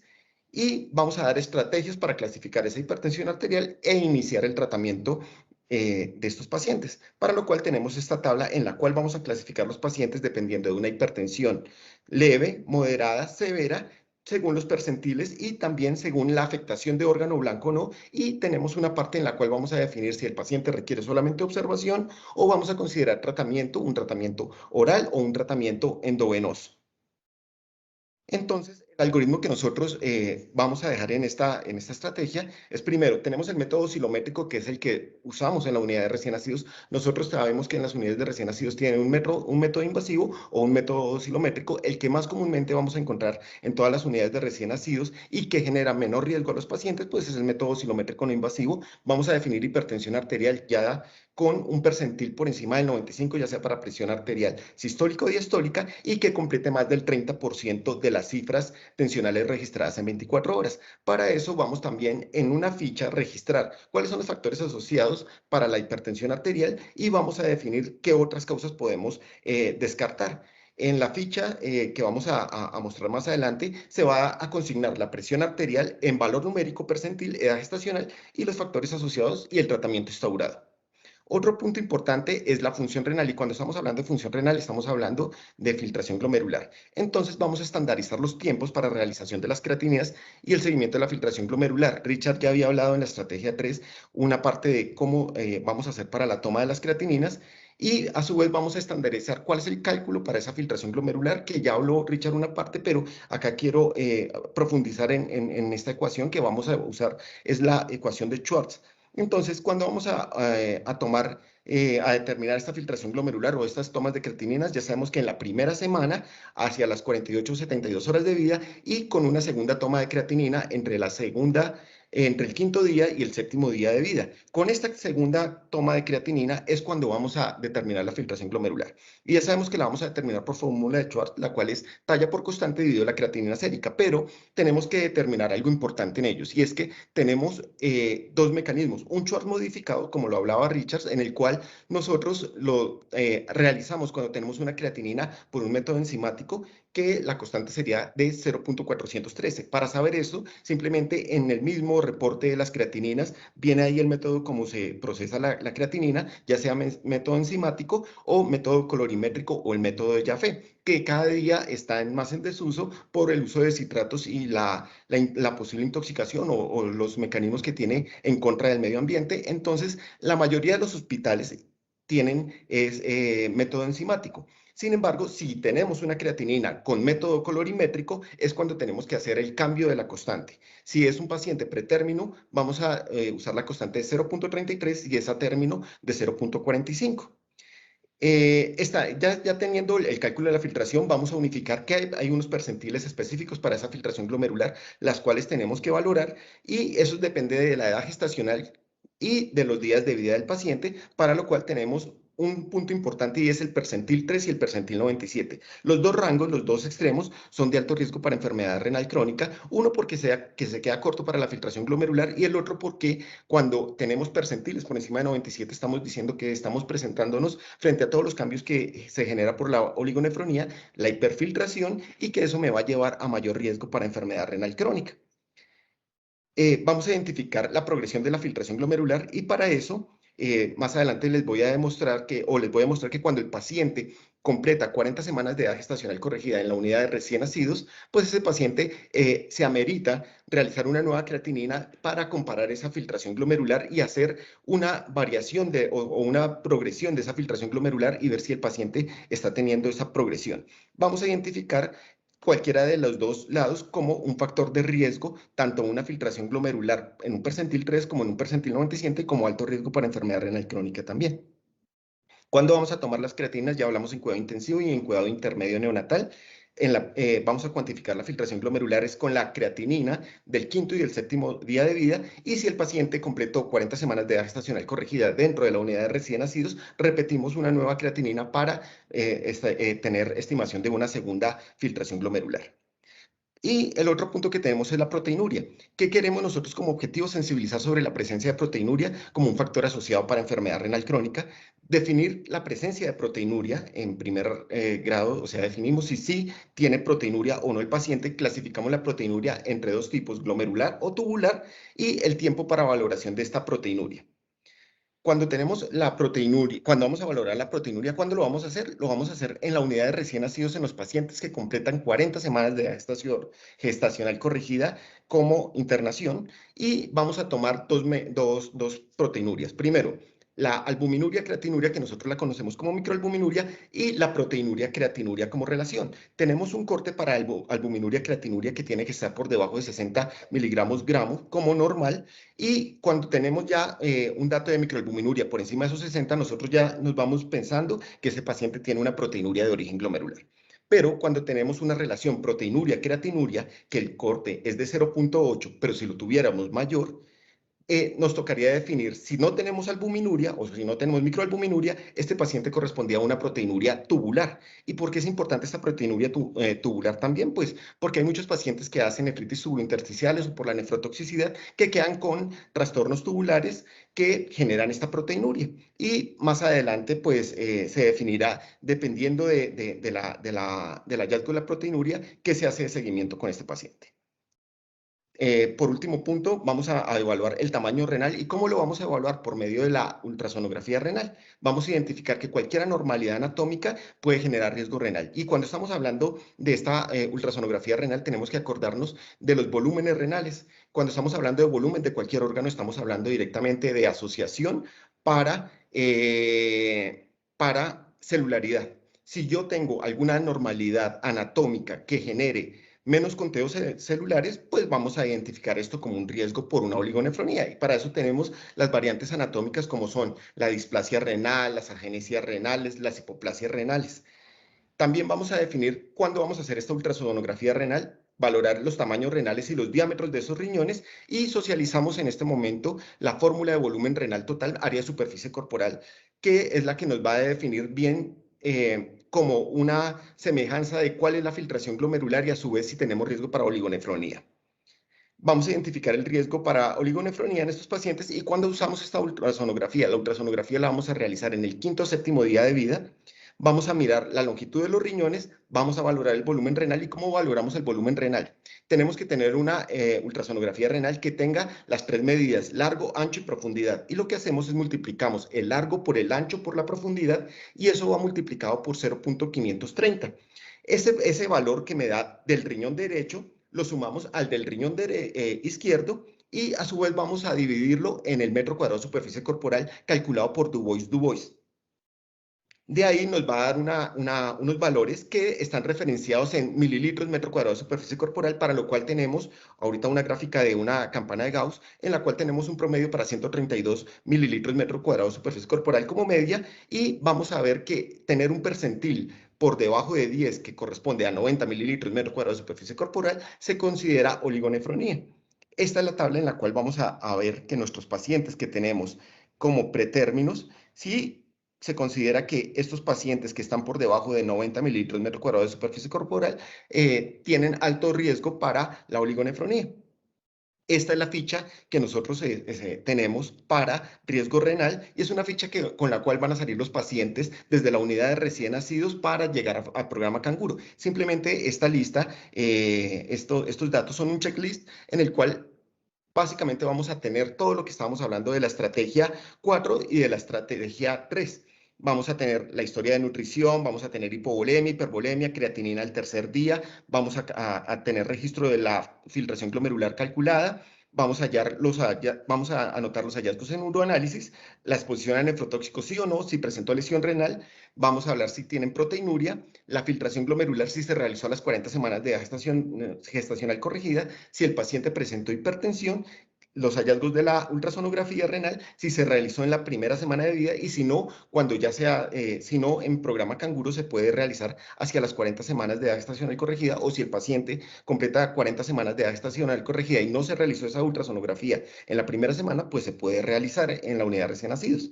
Pero algo importante es esta parte de esta tablita en la cual vamos a definir que cualquiera de estos factores de riesgo tienen que ser anotados. Si el paciente es menor de 32 semanas, si el paciente es menor de 1.500 gramos, si el paciente, la mamá tuvo coriamnionitis, si presentó lesión renal aguda, si tiene enfermedad enfermedad pulmonar crónica establecida o riesgo para enfermedad pulmonar crónica, si tiene la obesidad, si tiene la hipertensión, proteinuria, si tuvo exposición a nefrotóxicos o si tiene anormalidades estructurales en la ecografía. Si cualquiera de estas se contesta como sí, ya el paciente se considerará como paciente con alto riesgo renal y tiene que salir desde la unidad de recién nacido con orden para seguimiento por nefrología pediátrica.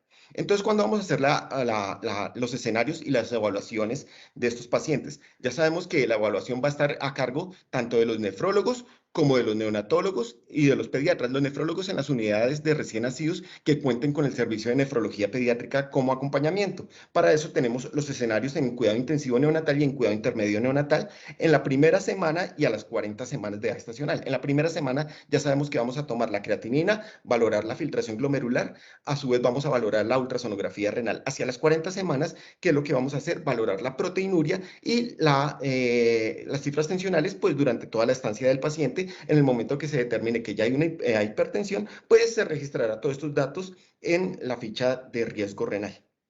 Y con esto culmino mi presentación. Muchísimas gracias, Juan Guillermo, por tu detallada presentación. La estrategia número 5 está encargada o está a cargo de la doctora Ángela María Lombo. Ella es pediatra, magíster en neurodesarrollo y aprendizaje y pertenece a la Fundación Canguro. Bienvenida, doctora. Muchísimas gracias. Muchas gracias a todos los que nos acompañen esta noche. Muchas gracias. A mí me ha tocado compartir con ustedes la estrategia 5, que es ya cuando el niño ha sido egresado de la unidad neonatal o de la institución en la cual nació y nos llega a los programas Canguro ambulatorios. Entonces recordemos que nosotros estamos en una ventana de oportunidad porque estos 1000 primeros días de vida, desde la concepción hasta los 2 años de edad, es el periodo más susceptible del desarrollo humano y es allí el momento ideal en el cual vamos a detectar el riesgo de las enfermedades crónicas no transmisibles y podemos iniciar estrategias de prevención y creación de hábitos de vida saludable que evitarán el desarrollo de estas enfermedades. En esta estrategia 5 vamos a hablar de la evaluación de la función renal durante los primeros 2 años de vida y el seguimiento posterior de este. Recordemos que la Organización Mundial de la Salud plantea en la estrategia mundial para la salud de la mujer y el niño y el adolescente, planteada en el 2016 al 2030, disminuir la morbimortalidad en los niños, lo que permitirá alcanzar las metas del desarrollo sostenible, y ellos proponen una reducción de las muertes prematuras por enfermedades crónicas no transmisibles del 33%. Además, también la Organización Mundial de la Salud reconoce el método Madre Canguro como una herramienta para disminuir la morbimortalidad de esta población infantil, disminuyendo las secuelas y el nacimiento prematuro, de los nacimientos prematuros y de bajo peso. Entonces, se plantea poder integrar este cuidado renal a los programas Canguro, que hacen parte de la ruta materno-perinatal y del modelo de atención integral en salud en nuestro país. Recordemos, tenemos gente que nos acompaña de Latinoamérica en esta noche. En Colombia, los programas Canguro son el primer paso de articulación para el seguimiento a largo plazo y del paso intrahospitalario al ambulatorio. Entonces, recordemos cómo el programa Canguro tiene un puesto específico para la atención de los niños de alto riesgo, niños que han sido prematuros, bajo peso, alto riesgo, dentro de la ruta materno-perinatal. Los programas Canguro estamos regidos por los lineamientos técnicos de la implementación de los programas Canguro en Colombia y queremos proponer que este consenso pueda tener estrategias donde iniciemos el cuidado renal y la prevención de la enfermedad renal crónica a largo plazo. En esta estrategia 5, entonces, desarrollaremos 3 temas, que es la evaluación del crecimiento del estado nutricional en el seguimiento.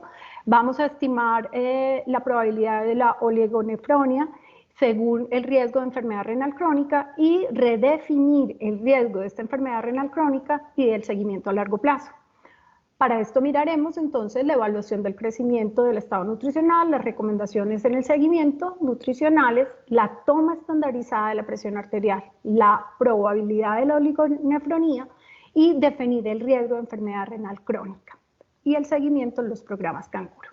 Algo que hacemos sistemáticamente en todos los programas es la evaluación del crecimiento del estado y del estado nutricional. Es algo que tenemos estandarizado en los programas Canguro. Inicialmente, antes de las 40 semanas, diario hasta que tenemos un crecimiento estable y posteriormente semanal hasta la semana 40 y posteriormente cada 6 semanas, algo que todos los que estamos en los programas Canguro lo tenemos muy claro, sistemáticamente y rigurosamente, y utilizamos las tablas de Fenton hasta la semana 40 y después las de la Organización Mundial de la Salud. Dentro de las recomendaciones nutricionales en el seguimiento, la nutrición Canguro basada en lactancia materna, exclusiva si se puede, ojalá durante los 6 primeros meses de vida y posteriormente ojalá más allá de los 2 años de vida.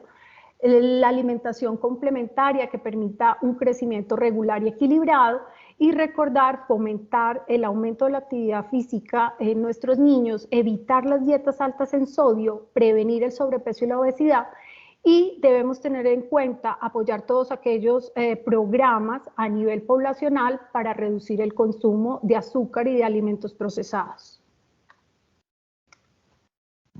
Doctora Paola. Sí, Ángela, quería compartirles, así como en la estrategia 4 se presentó cómo se debía estudiar la función renal en el periodo neonatal, voy a compartir con ustedes cómo sería la forma de estudiar la función renal en los primeros 2 años. Como sabemos, la oligonefronia es un diagnóstico histológico, pero no les vamos a hacer biopsia renal a los niños para saber si tienen disminución en el número de nefronas. Entonces, acogemos los hallazgos clínicos que ya dijo Juan Guillermo, que indican oligonefronía, como pueden ser la hipertensión arterial, el aumento de la tasa de filtración glomerular, la aparición de proteinuria y la disminución en el tamaño renal. Siguiente, Ángela. En relación a la hipertensión arterial, existe evidencia que asocia el parto prematuro y el retardo del crecimiento intrauterino con la presión arterial elevada durante la infancia, la adolescencia y la adultez, aumentando en estos pacientes el riesgo cardiovascular. Para definir hipertensión en los lactantes entre 1 mes y 1 año de edad, estamos utilizando actualmente curvas de valores normales de presión arterial que fueron publicados en 1987 y no ha habido nuevas actualizaciones. Estas mediciones fueron realizadas con una sola medición y mediante un método Doppler que ya no utilizamos. Por eso, uno de los objetivos principales y centrales del consenso es estandarizar la medición de la presión arterial. Se describe de una forma protocolaria basada en las normas que se plantearon en el Consorcio Internacional Neonatal de 2020, donde se presentó una revisión sistemática donde acuerdan la forma más práctica y útil de hacer la toma de presión arterial en neonatos y lactantes, y basados en estas recomendaciones de esta revisión sistemática que se hizo el año pasado, es que estamos haciendo nosotros las recomendaciones en el consenso. Siguiente diapositiva. En relación a la función renal, sabemos que la tasa de filtración glomerular es considerado el mejor marcador de la función renal, que la tasa de filtración madura rápidamente después del nacimiento según la edad gestacional y la edad postconcepcional, que es un proceso dinámico y que alcanza los valores de la edad adulta aproximadamente a los 2 años. Como explicó Juan Guillermo en la estrategia 4, estimaremos la tasa de filtración glomerular con la fórmula de Schwartz, ya sea la fórmula de Schwartz clásica o la Schwartz modificada según cómo haya sido tomada la creatinina, si fue por método colorimétrico o si fue por método enzimático. Como podemos ver en esta gráfica, tenemos en la línea negra la tasa de filtración glomerular calculada por inulina, que es el gold estándar, comparado con los marcadores endógenos de tasa de filtración glomerular, como son la creatinina y la cistatina C. La cistatina C es la línea punteada azul que ven en el gráfico. Como vemos, es muy similar a la tasa de filtración calculada con la inulina, mientras que la creatinina, que está en la línea punteada roja, al principio cuando el niño nace está subestimando su valor real comparado con la tasa de filtración con inulina, está más o menos pareja entre el primer y sexto mes, pero después de sexto mes, estimar la tasa de filtración glomerular con la creatinina va a estar siempre sobreestimado hasta los 24 meses. Solo hasta los 3 años, tanto la tasa de filtración glomerular calculada por cistatina o por creatinina van a ser muy similares a la tasa de filtración glomerular por inulina. Pero en nuestro consenso vamos a hacer la medición o vamos a hacer el cálculo de la tasa de filtración estimada con la creatinina por cuestiones de accesibilidad, porque en nuestro país es muy difícil que tengamos fácil acceso a la cistatina C, entonces vamos a utilizar, pero sabiendo que vamos a sobreestimar la medición de la tasa de filtración glomerular con la creatinina. Siguiente diapositiva, por favor. En relación a la proteinuria, ya sabemos, como nos dijeron en la cuarta estrategia, que los recién nacidos y lactantes tienen pérdidas urinarias más altas, tanto de proteinuria glomerular y tubular, que la medición de la albúmina creatinina y la proteína creatinina nos van a servir para diferenciar si la proteinuria es de origen glomerular por hiperfiltración o si la proteinuria es de origen tubular en el caso de que esté elevada la relación proteína-creatinina. Sabemos también los valores normales de la relación proteína-creatinina. En los neonatos debe ser menor de 0.8, en los niños de 6 a 24 meses menor de 0.5 y después de los 24 meses menor de 0.2. En relación a la medición de la relación albúmina-creatinina, sabemos que en el neonato debe ser menor de 60 y después de los 24 meses debe ser menor de 30 para el resto de la vida, pero no hay valores estandarizados entre los 6 meses y los 24 meses. Se sabe que sí, debe ir en descenso y que va a ser diferente por los diferentes grupos de RCIU o bajo peso o pequeños para la edad gestacional, pero son cohortes muy pequeñas y como les dije, no hay valores estandarizados finalmente para este tipo o este rango de edad. Siguiente. En relación al tamaño renal, como ya se explicó en la estrategia 4, el volumen renal es un indicador indirecto del número de nefronas. Los prematuros al nacer pueden tener un tamaño renal disminuido y tienen un reatrapaje alrededor de los 6 meses. En este momento van a tener un tamaño renal muy semejante a los niños a término, pero a los 12 y los 18 meses la gran mayoría de prematuros van a tener un menor tamaño renal en algunas cohortes, porque no son cohortes muy pequeñas, pero se ha encontrado este hallazgo. Entonces nos parece muy importante valorar el tamaño renal y sobre todo con el índice del volumen renal total corregido por la superficie corporal, porque como vimos ya hay un valor exacto pues por debajo de 90 mililitros por metro cuadrado que está relacionado con oligonefronía y de esta forma pues nos acercaríamos más a estos niños con alto riesgo de enfermedad renal crónica. Hasta aquí vemos que para evaluar la función renal en los niños menores de 2 años hay muchos vacíos en el conocimiento y ya es tiempo de ir construyendo nuestra evidencia con nuestros propios datos. Pero más importante que eso es seleccionar los niños con mayor riesgo de enfermedad renal crónica, desarrollar enfermedad renal crónica, para poderlos estudiar, pero de una forma en que se racionalicen los recursos de países como el nuestro. Es por eso que con la colaboración de la Fundación Canguro podemos hacer esta propuesta que enseguida les va a comentar la doctora Ángela para poder hacer un estudio en los pacientes de más alto riesgo de enfermedad renal crónica. Adelante, doctora Ángela. Gracias. Bueno, entonces quiero empezar a contarles desde la estrategia 5 cuál es la propuesta. La propuesta es de un tamizado para la enfermedad renal crónica que más adelante se pueda llevar a una actualización cuando se realicen las guías de práctica clínica del prematuro y la actualización de los lineamientos para la implementación de los programas Canguro en Colombia.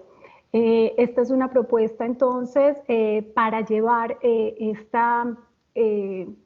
a unas guías de práctica clínica.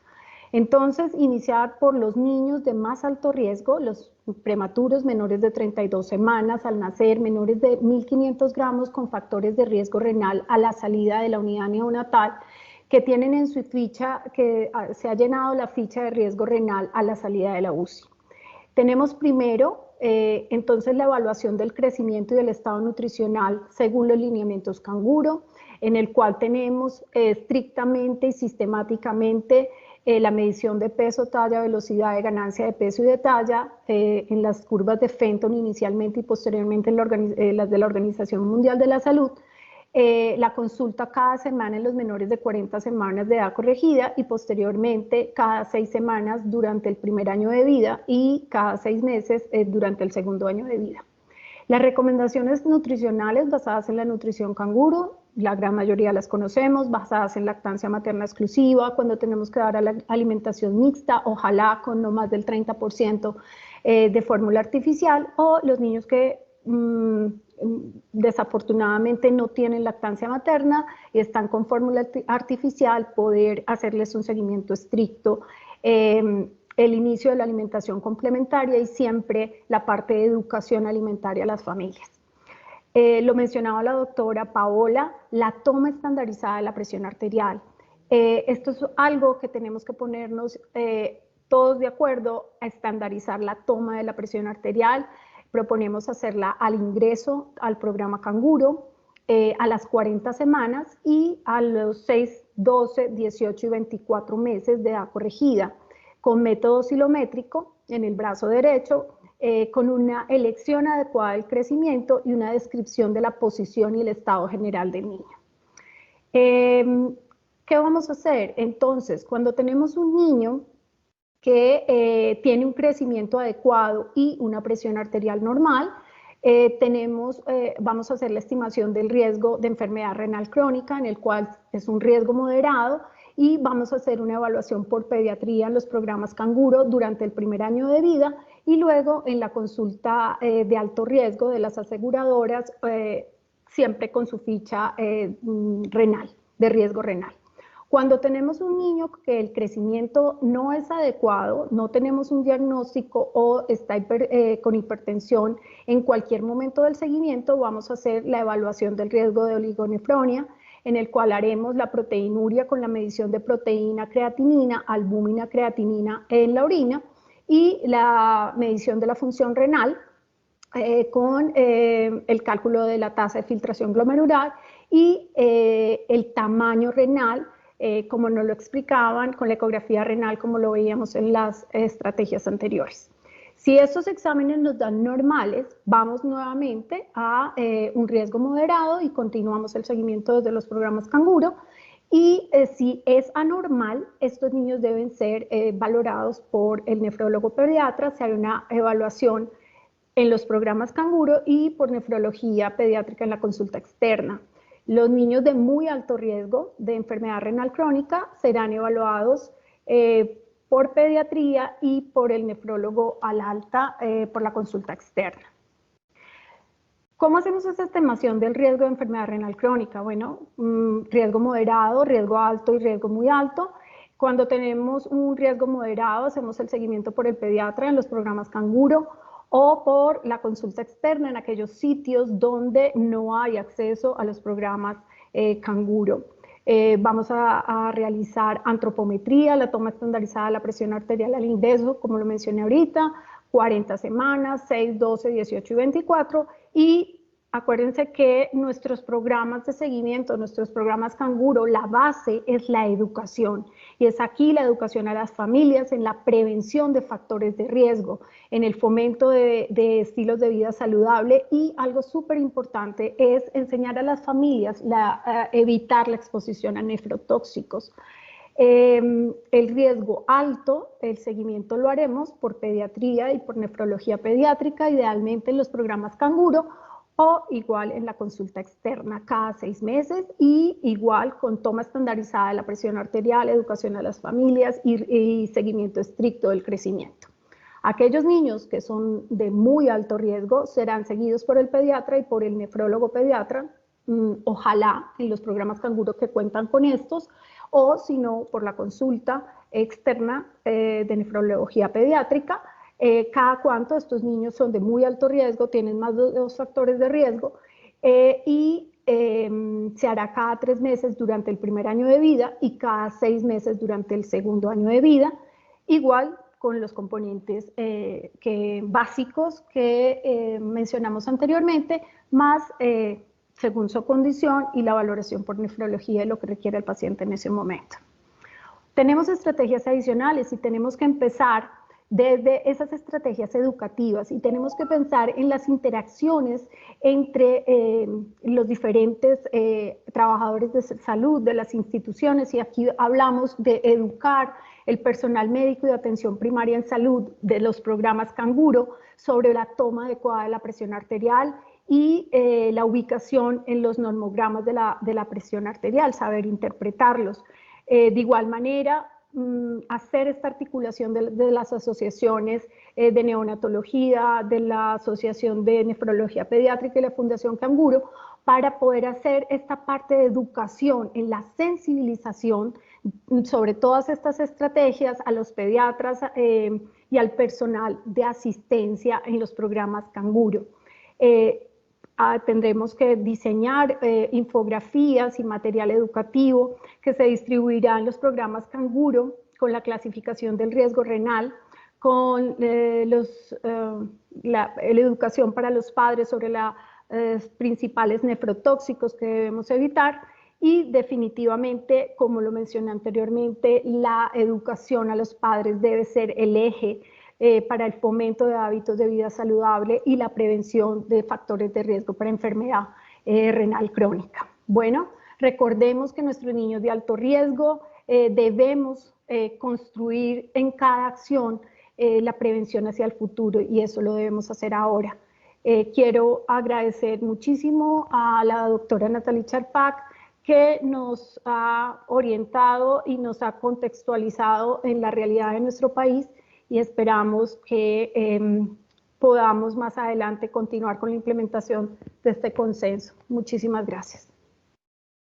Muchísimas gracias, doctora Ángela, por su presentación muy clara y muy pertinente. Agradecemos a todos la atención prestada y queremos ahora dedicarnos a las preguntas y comentarios. Esta sección la va a coordinar el doctor Richard Vaquero. Adelante, Richard, para coordinar esta sesión de preguntas y comentarios. Claro que sí, Paola. Buenas noches a todos. Tenemos varias preguntas en el chat. Voy a ir haciendo las preguntas. Veo también varias personas con la mano levantada. No sé si de pronto nos ayuda Luis, para que de pronto estas personas puedan aperturar su micrófono por si nos quieren hacer alguna pregunta. Tenemos la mano levantada para la doctora Consuelo Restrepo, por si quiere aperturar su micrófono para hacernos alguna pregunta relacionada con el consenso. Esfuerzo, me parece que todo está muy claro.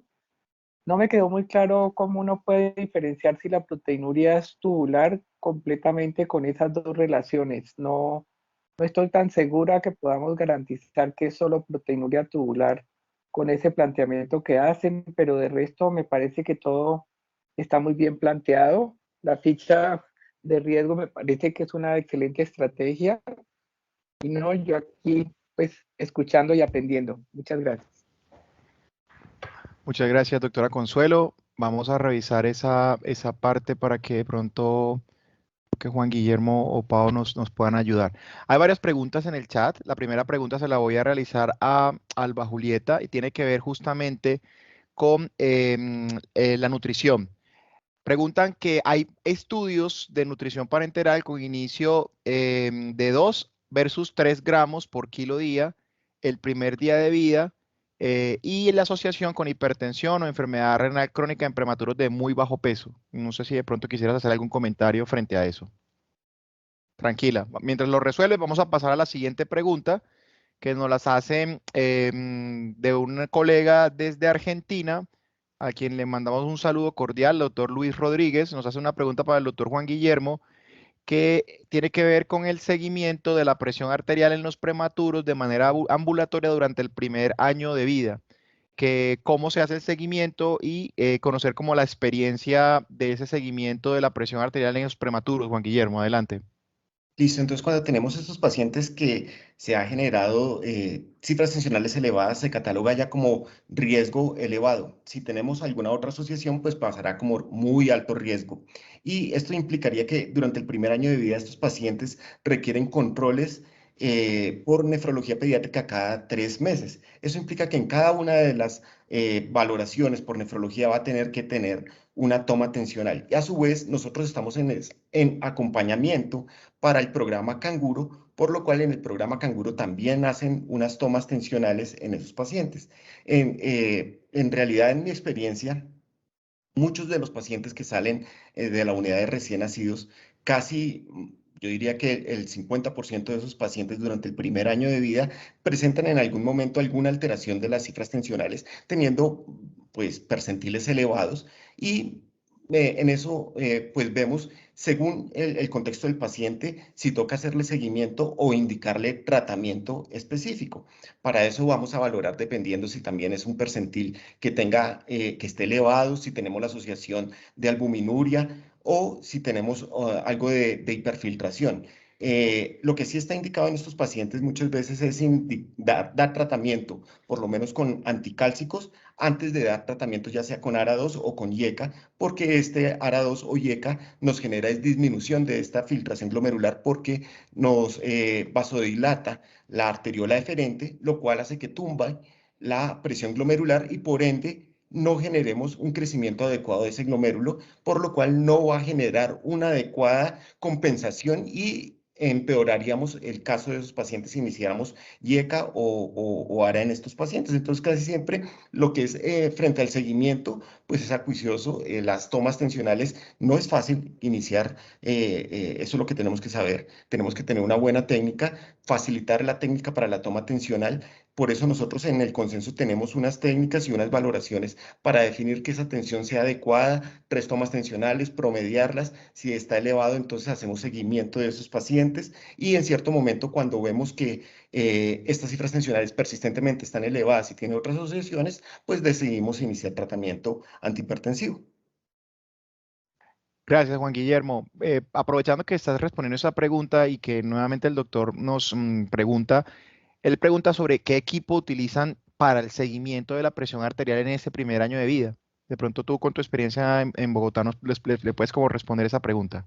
Pues nosotros solamente tenemos equipos oscilométricos en cada una de la consulta, tanto en Canguro, hacíamos una breve encuesta acá que la hacía la doctora Ángela María, hizo la encuesta de cuántos programas Canguro tenían equipo oscilométrico para la toma tensional y sorprendentemente creo que como el 80%, veíamos, más del 80% contaban con un equipo oscilométrico y con unos brazaletes adecuados para la toma tensional. Entonces, lo que nosotros también usamos, o lo que yo uso en la consulta, es un equipo oscilométrico. No vamos a hacer toma tensional manual porque no va a ser posible, no está indicado, no es algo certero para definir la tensión arterial.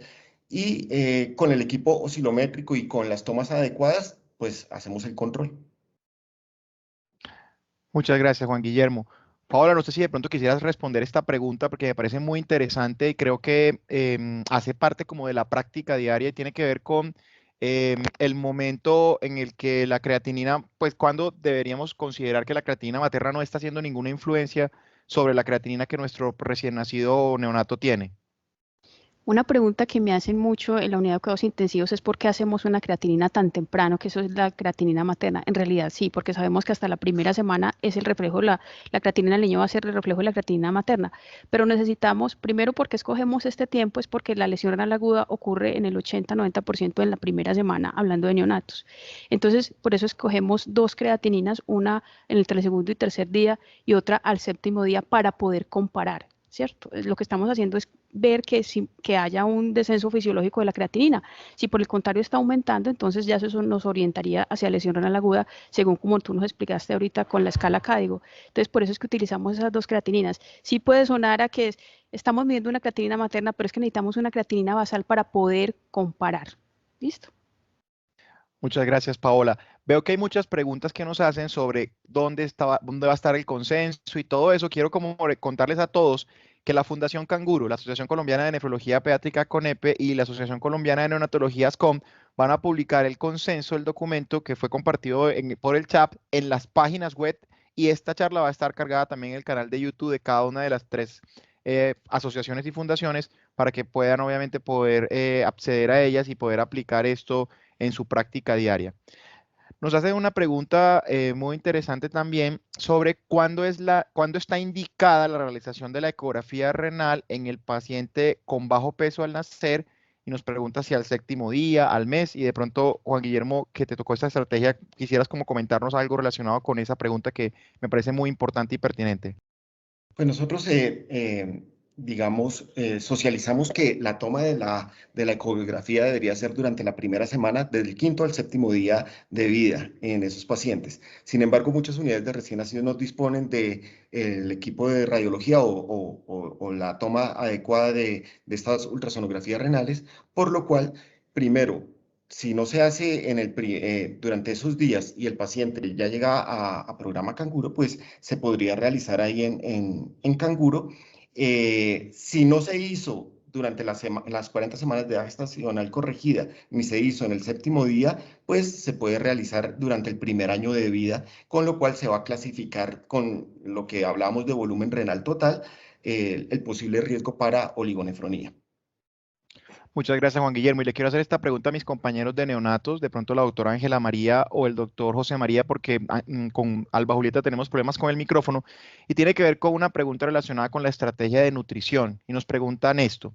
Dentro de la estrategia de nutrición está la alimentación en pacientes de alto y muy alto riesgo renal, indicando menos proteínas en los pacientes, y las fórmulas de 24 calorías y 22 calorías que normalmente se usan en las unidades y en el seguimiento, al no ser posible leche materna, si cumplen estas fórmulas ese requerimiento de menos proteínas.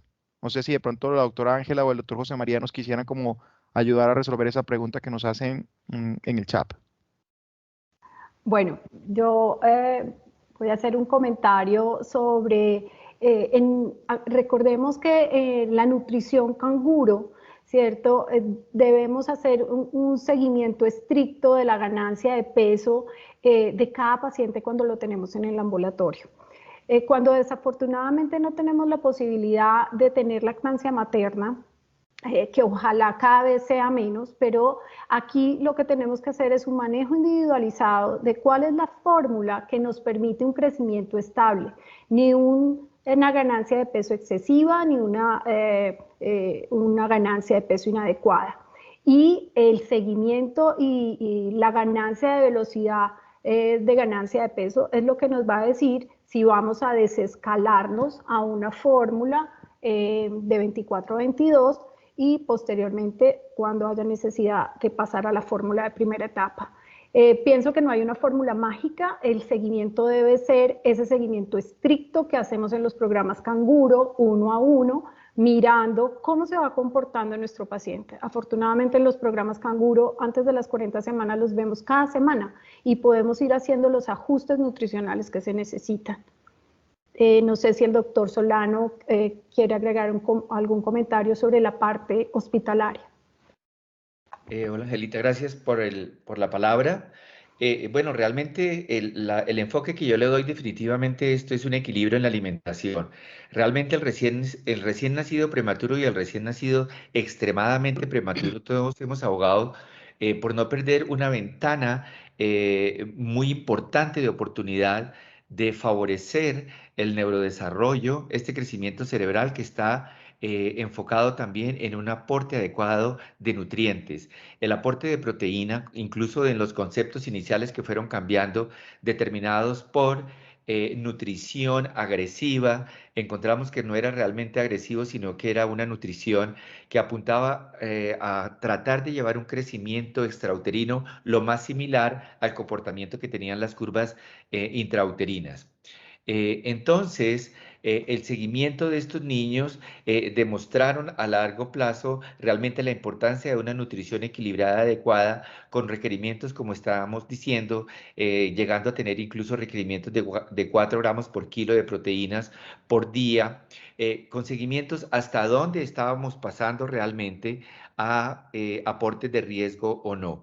La experiencia que tiene, como la pregunta que se hace en relación a esas fórmulas de 22 y 24 kilocalorías, primero que todo, han sido, con el tiempo, se han ido individualizando y aplicando a las necesidades del recién nacido y cada vez más fomentando la nutrición de leche materna dentro del prematuro y del recién nacido de bajo peso, con adecuación de los requerimientos, con estas fórmulas que en algún momento en algún momento no, que las utilizamos como un complemento de su nutrición. Y realmente, si bien yo no tengo en la revisión realizada datos de que estuviéramos haciendo una iatrogenia por el aporte de estas cantidades de proteínas, yo creo que han sido realmente bien toleradas y nos dan los aportes necesarios. Bueno, básicamente sería unir las dos cosas que comentaron tanto la doctora Ángela como el doctor José María. Lo que nosotros hacemos, digamos que nutricionalmente los aportes de proteínas de la leche materna van haciéndose de acuerdo o van siendo sabiamente dados de acuerdo a las necesidades de la edad gestacional de estos recién nacidos. Entonces, y sabemos que disminuye hacia después de la primera semana la cantidad de proteínas que se necesita y por esto vamos a requerir fortificar en los niños menores de 1500 gramos. Pero muchas veces encontramos que en un crecimiento adecuado en los menores de 1800 gramos, muchas veces esa leche materna también en algunas ocasiones va a requerir fortificación. De esa forma siempre hablamos, no hay fórmulas mágicas, hablamos de que deben individualizarse cada paciente. Además, entre más pequeños tienen nuestros pacientes tienen mayores comorbilidades. Lo ideal sería que tuviéramos leche materna de donante o leche materna de la propia madre, que la pudiéramos fortificar hasta el tiempo que se debiera hacer y en el momento del alta, de acuerdo a sus necesidades, se pudiera lograr solamente con leche materna. Pero toca individualizarla, lo que decía el doctor José María es cierto, este tipo de utilización de fórmulas. Algunas fórmulas estaban asociadas más a obesidad por la cantidad de proteínas que se utiliza, por eso debe optimizarse la leche materna para disminuir el riesgo de proteínas. Y en cuanto a los estudios que nos preguntaban de hipertensión arterial, pues específicamente que nos digan que fue por la nutrición parenteral, no. Los estudios nos están hablando a largo plazo, es el per se ser prematuro, les están dando insuficiencia renal crónica a nuestros adultos. Y nuestros adultos que terminan con insuficiencia renal crónica es lo que ha hecho que nosotros hablemos y que pensando en salud en curso de vida, tengamos que trabajar desde cada vez tenemos más prematuros y tenemos más sobrevivencia en la prematurez. Entonces, que hay estudios encaminados a que diga específicamente por el uso de proteínas hay hipertensión, no. Cuidamos el riñón pensando que tenemos una alta posibilidad de hacer daño renal. Y por eso manejamos hasta 4, eso es lo que los estudios nos dicen que es el beneficio. Eso era lo que quería agregar. No sé si Angelita quisiera decir algo más. No, sí, un comentario. Definitivamente un mensaje que nos tiene que quedar es que tenemos que fomentar la lactancia materna para nuestros prematuros extremos desde las unidades neonatales. El método Madre Canguro intrahospitalario es una estrategia que nos permite tener más lactancia materna y ojalá cada vez tengamos menos niños que salen sin lactancia materna y para eso necesitamos a las mamás en las unidades. Entonces aquí una cuña, necesitamos unidades abiertas 24/7, es un cambio de paradigma, pero sabemos de los beneficios y tener una adecuada nutrición donde haya leche materna es un gana-gana para todos.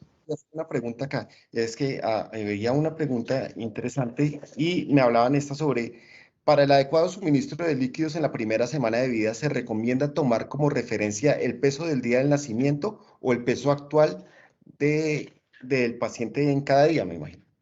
No sé, Richard, si nos podrías... Perfecto.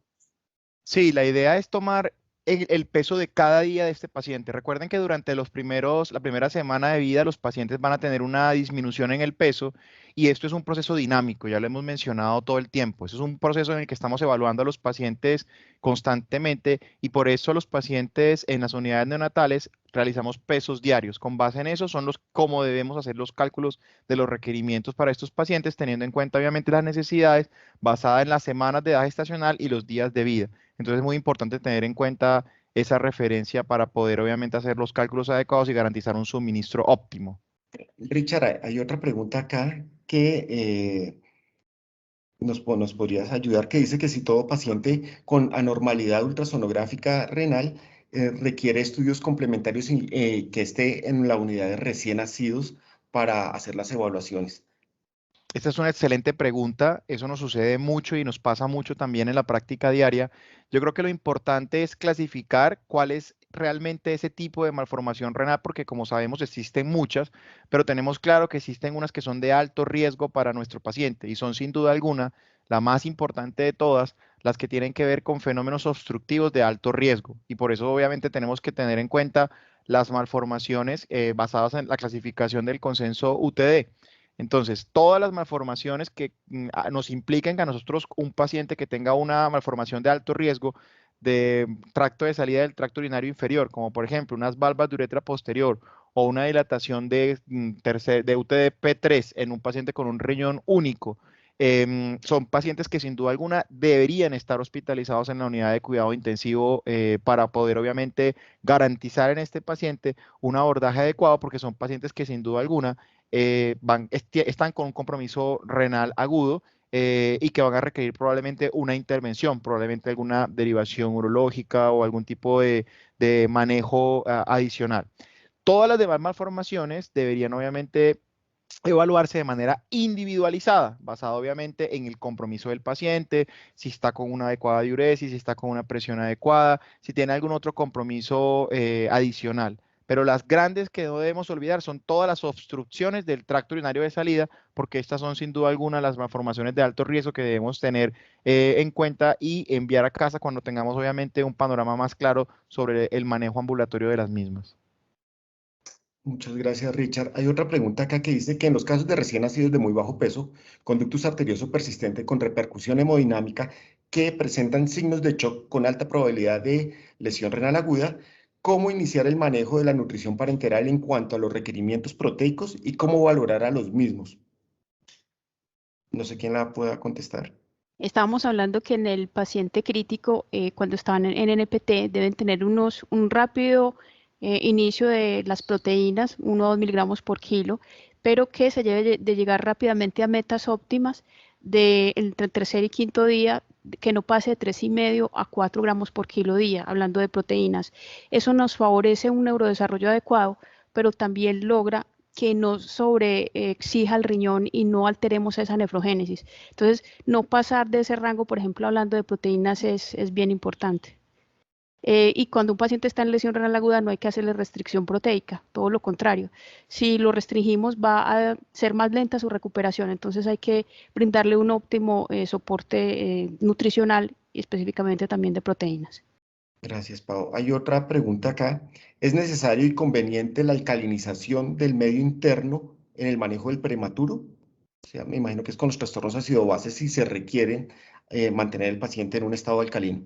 Si el paciente está con una acidosis metabólica que está afectando su crecimiento, sí, porque por inmadurez tubular muchos de estos niños van a tener una pérdida exagerada de bicarbonato, entonces debemos recuperarlos si el crecimiento no es óptimo, ¿cierto? Y eso se da por cortos periodos mientras que la función renal madura. Perfecto, Pau. Y con esto no tendríamos más preguntas. No sé si Richard ve alguna pregunta más, pero creo que ya culminaríamos toda la sesión de preguntas. Creo que aquí hay una pregunta, Juan, que creo que tú lo mencionaste, pero vale la pena como resaltarlo porque creo que es una pregunta que se repite mucho en la práctica diaria. Y preguntan, ¿cuál es el mejor medicamento para tratar la hipertensión arterial en un prematuro? Yo creo que tú lo mencionaste claramente, pero me parece importante, dado que lo volvieron a preguntar, que hagamos énfasis en esa parte. El problema de los medicamentos es que nosotros lo que vamos a tratar, esto, recordemos que la hipertensión se me genera como unos cambios fisiológicos. Yo estoy generando un momento de hiperfiltración, tenemos algo de una disfunción endotelial, pero todo esto se garantiza para que se me genere un crecimiento de ese glomérulo. Si yo afecto ese crecimiento del glomérulo, pues voy a, por ende, afectar la filtración glomerular. ¿Esto qué quiere decir? Que si yo voy a dar medicamentos como los IECAS o los ARA2, los cuales producen una vasodilatación de mi arteriola eferente, voy a disminuir la presión glomerular en cada uno de esos glomérulos y, por ende, esos glomérulos no van a tener una progresión, un crecimiento. Al no tener mayor crecimiento, van a tener una área de superficie de filtración más disminuida. Por ende, van a tumbar la filtración glomerular. Entonces, en estos pacientes que hemos tenido como pretérminos extremos o los que son menores de 2.500, es muy difícil iniciar, digamos, IECA o ARA2 durante el primer año de vida sin pensar en ese efecto secundario o en ese riesgo que podemos tener para alterar la filtración glomerular. Por lo cual, los anticálcicos es un buen componente para los pacientes. Casi siempre también podemos usar beta bloqueadores y pues de ahí viene una gama grande que a veces yo les comentaba a ellos de los antihipertensivos que usábamos y pues hay una variabilidad siempre en búsqueda de controlar a los pacientes, pero sobre todo para el riesgo cardiovascular y ese riesgo renal que me puede generar esa misma tensión elevada.